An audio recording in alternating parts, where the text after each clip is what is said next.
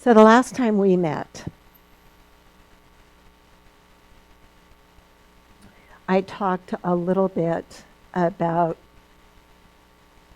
some of Brene Brown's work around vulnerability and a phrase that she likes to use in once established in the idea that being vulnerable is really the best way to live. And she uses a phrase called our ability or the learned skill of rumbling with uncertainty. And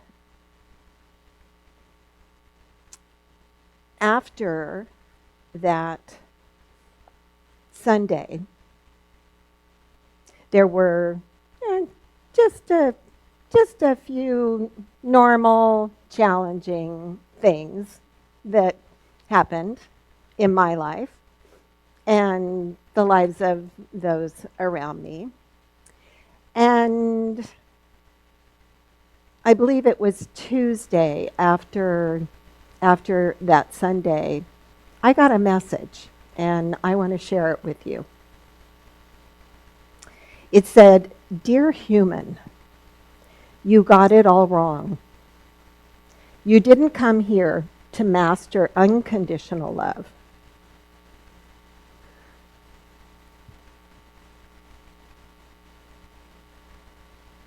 For love is where you came from and where you'll return. You came here to learn personal love, universal love, messy love, sweaty love, crazy love, broken love, whole love. Love infused with divinity, lived by the grace of stumbling, demonstrated through the beauty of messing up often. You didn't come here to be perfect.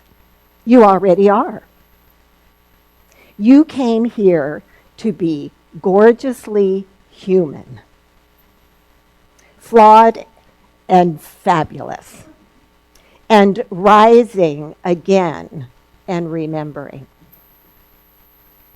But unconditional love? Stop telling that story. Love, in truth, does not need any adjectives. It doesn't require modifiers. It doesn't require the condition of perfection. It only asks you to show up and do your best that you stay present and feel fully. That you shine and fly and laugh and cry and hurt and heal and fall and get up and play and work and live and die as you.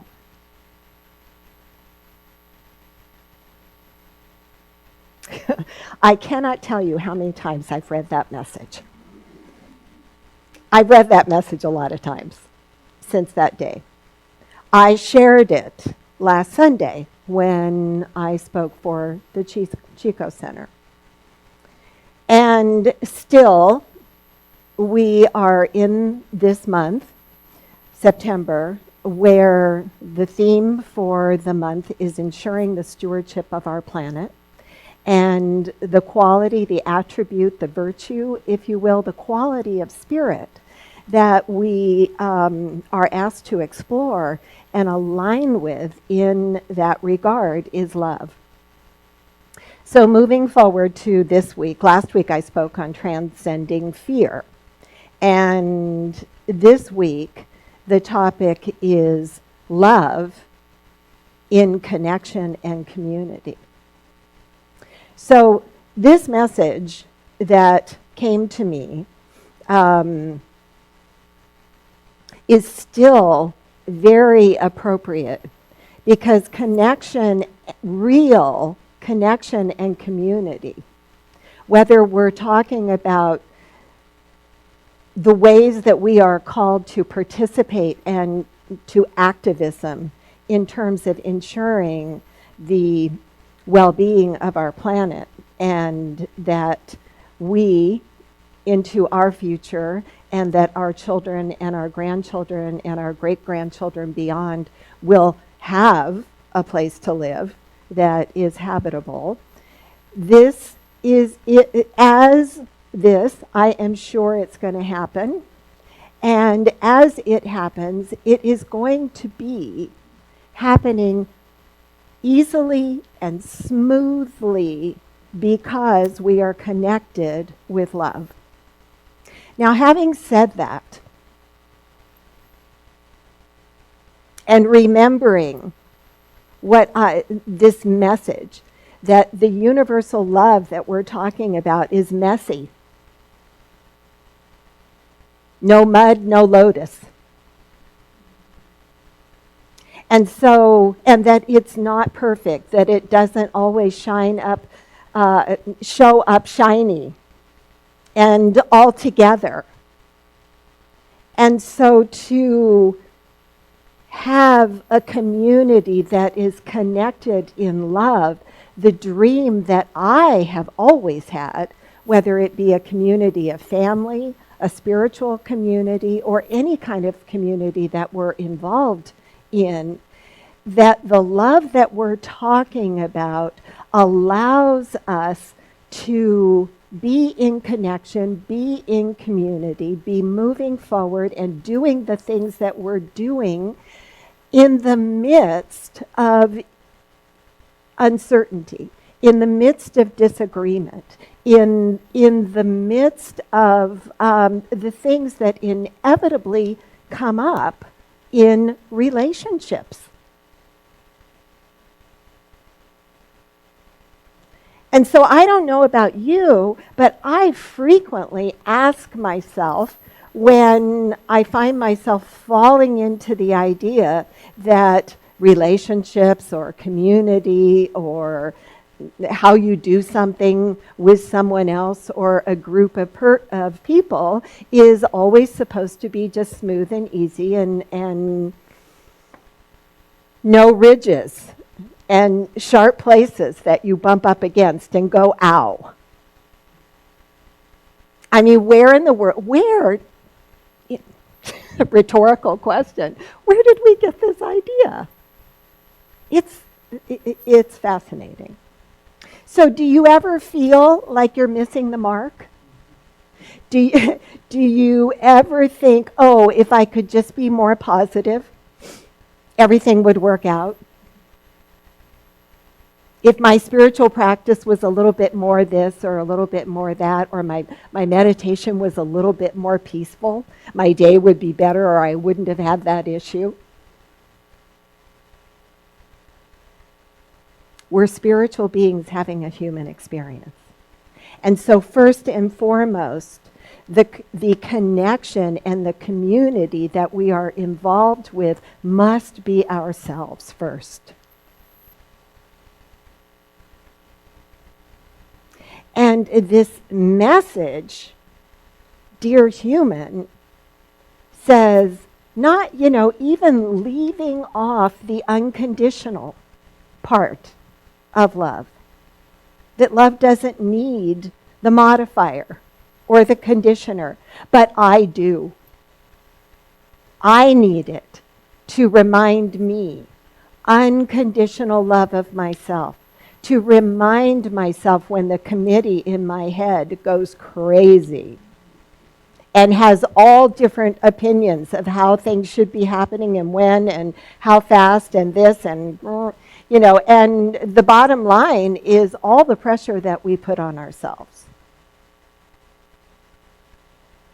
So I want you to know, as a community, as the Center for Spiritual Living, that the board was just thrilled with the turnout last Sunday for the town hall meeting, the communication that took place, the varying ideas and opinions and questions. And one of the things that we're noticing in the work of the Board of Trustees is the change that is continually taking place just in something that we might say at any given time that seems like a position, and the next time we meet, it's different.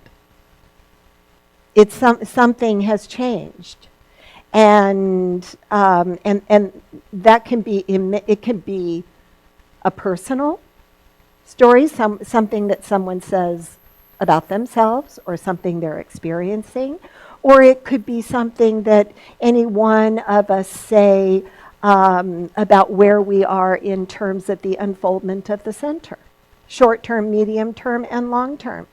And then down the road, it's different. And so this is a work in progress. And the idea of meeting every Sunday, what for those of you that weren't here, you heard the very positive ideas about that, and that yes, that people that were there said, yes, this is something that we would really like to see. And knowing that facilitated the board to come together and go, oh, you know what? There's some work that we need to do in terms of budget, in terms of looking at this situation, what's going to be needed to take that next step that let us know that October was too soon. And so that's an example of this nonlinear, this circular process of creation that is going on in the group. So we know now that we're going to stay on this schedule for November and December. And depending on how December is, January still might be too soon. But, I think it's our desire to have that happen. I know it's our desire to have that happen as soon as possible. And to continue to have dialogue with this idea of love. The connection of love is what builds community. And along the way, we're all going to have familiar or unfamiliar feelings and ideas about what is happening. We're all going to have the mostly unconscious chatter that goes on in the mind that activates a whole lot of feelings. And then when the feelings are activated, we become conscious more of the feelings than the chatter in the mind, and we think that our feelings sometimes are really the truth.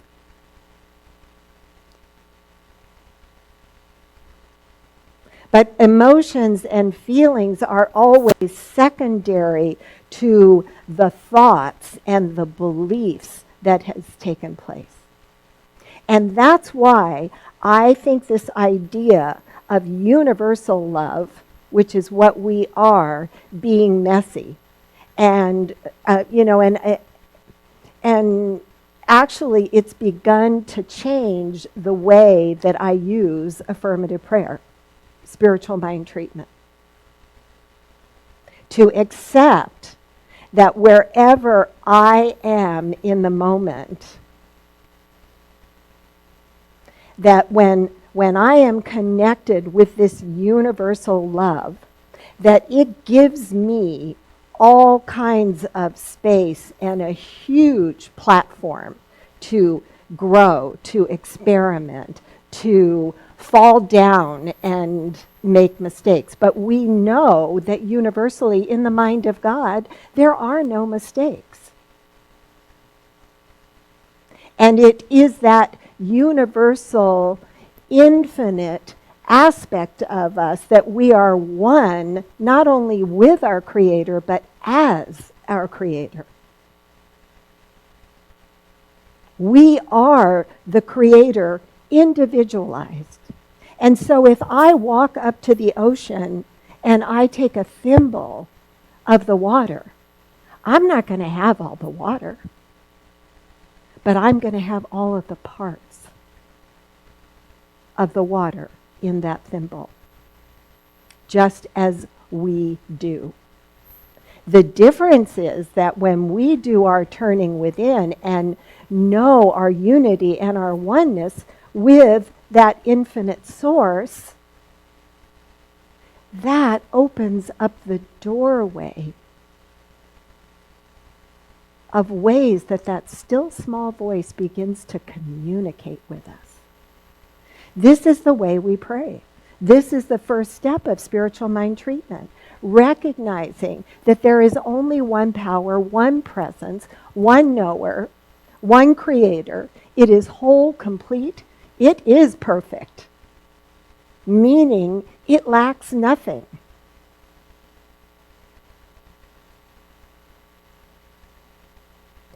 That it is the creator of all things, that I have been created in its image and its likeness, and then set free to choose, to fall. And just as the message said, to rise again. Isn't it interesting that that is a motto for paradise?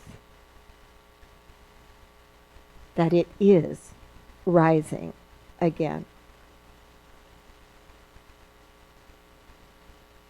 So yes, yesterday was the United Nations International Day of Peace. The things that, the events that were happening, if you're interested and inspired to go online, because for instance, CNN has videos of the marches, the people out in the street, chanting all over the world, from Kenya to New York. And there has been, as we know, so much leading up to this day and continuing, and that there is a strong element of youth that are out there and making this their baby, their issue, their platform to expand, to grow, to fall, to rise again. And just as Molly said,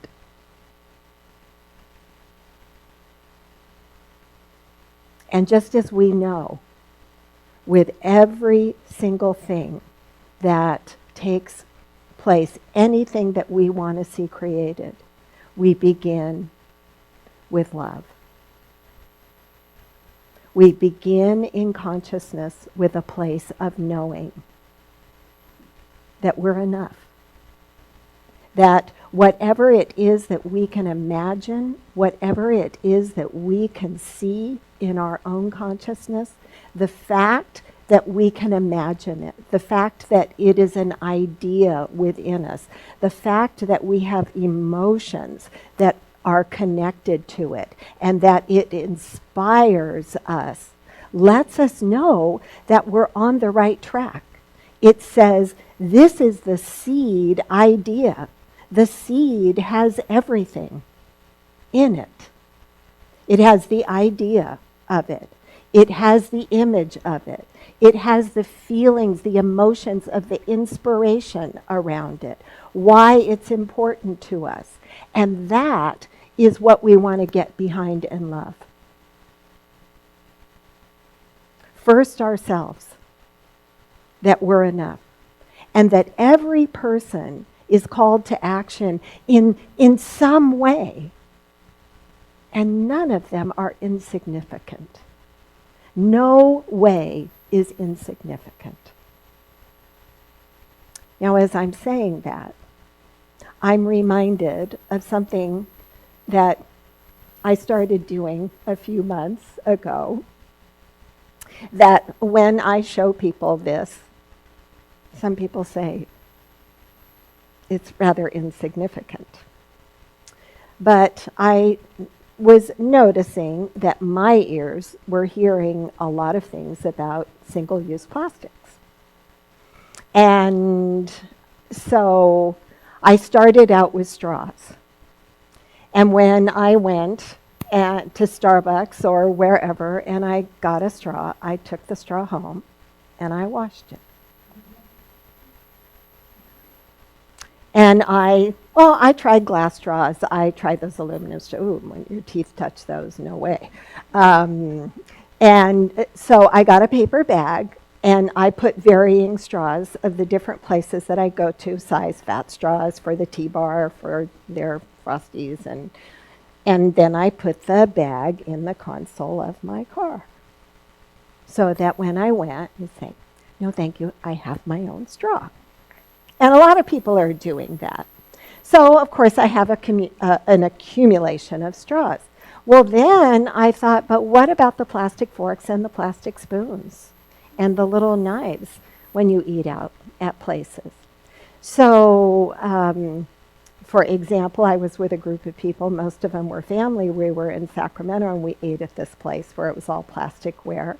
And I gathered up all of the plasticware from all of us at the table, and I rolled it up in a napkin and stuck it somewhere, brought it home, washed them all. Well, I am getting quite a collection. So yesterday, my daughter was over visiting, and I pulled the plastic down and go, look what I've got. She stood there. And I had black straws and white straws and pink, plasticware spoons and forks and knives, pink and green and white and black. And I'm like, what am I going to do when this bag fills up and then this bag fills up? But think about it. I'm one person. One person with my bags of plastic and straws. Times millions.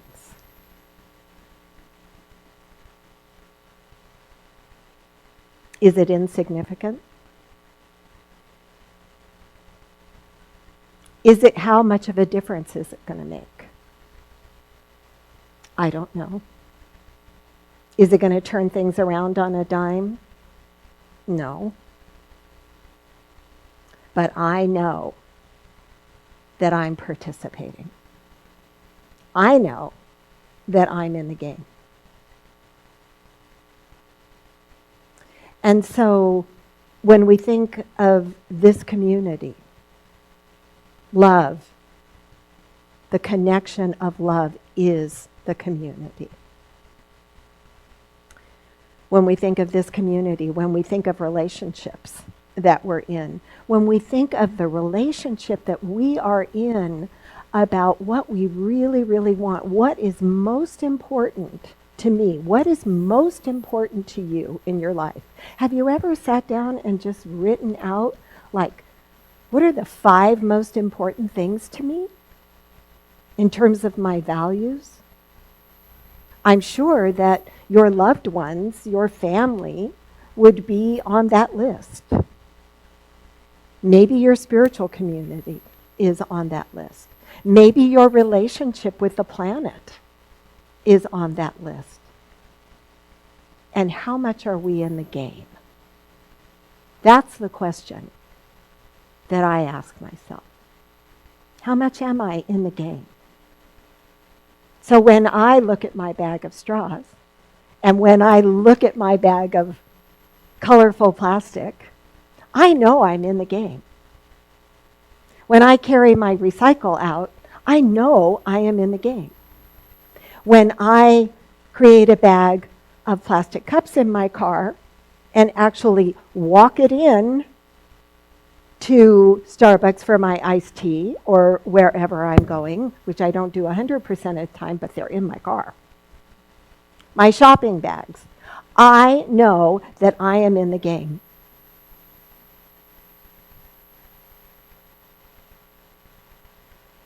And why do I do it? Why do we do anything that we give ourselves to in that way? Why do you do it? Why do you do it? What is it? It's words. What words come to mind? Okay, exactly. What else? It's our responsibility to do it. Right. Did somebody say love? Because yes, because we love the planet. And for our future generations.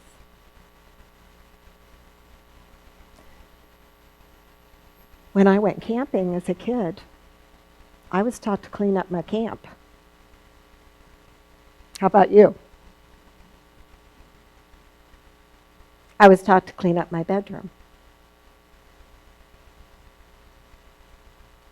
I've rented many places. I've always taken pride in leaving it a little better than when I got there.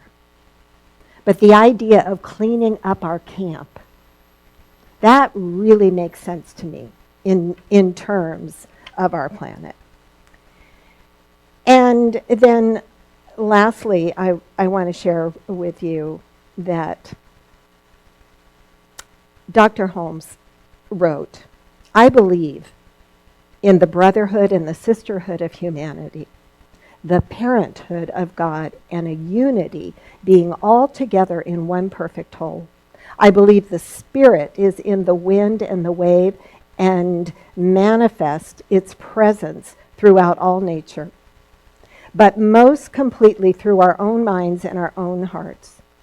It proclaims our livingness and its lovingness.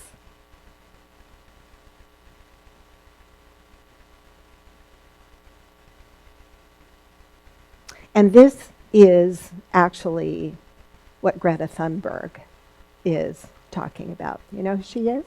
She's the 16-year-old girl from Switzerland. And when she went before the Senate, maybe some of you saw the video, and one of the gentlemen said to her, "What would you have us do?" She was quiet for a minute, and she said, "Inform yourself." And I know for myself that this is an area that has been lacking.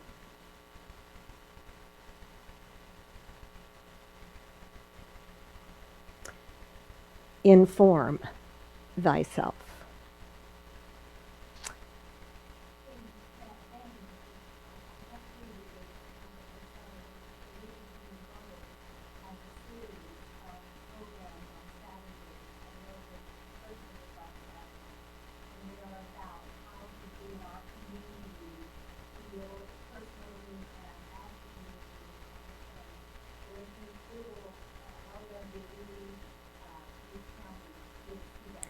Okay, well, we'll put that in the e-blast. Yeah, I can probably find it too. So in closing, the idea of things being messy is that messy really means that we get to talk to each other. When everything is going perfectly, we don't have that much to talk about. And what we want to really be aware of is, are we coming from faith, or are we coming from fear? Because in truth, there's only one energy. It's the energy of spirit. It's this universal creative energy. We didn't create it, but we use it and we direct it.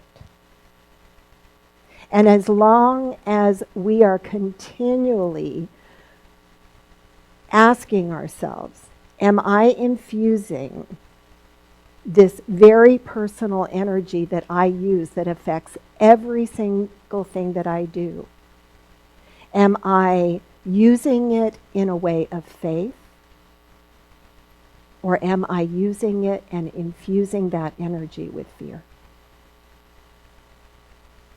This is what I think that when it comes to our planet, when it comes to our individual lives, when it comes to our center, and anything that we're going to be doing, to remember, are we being fearful or faithful?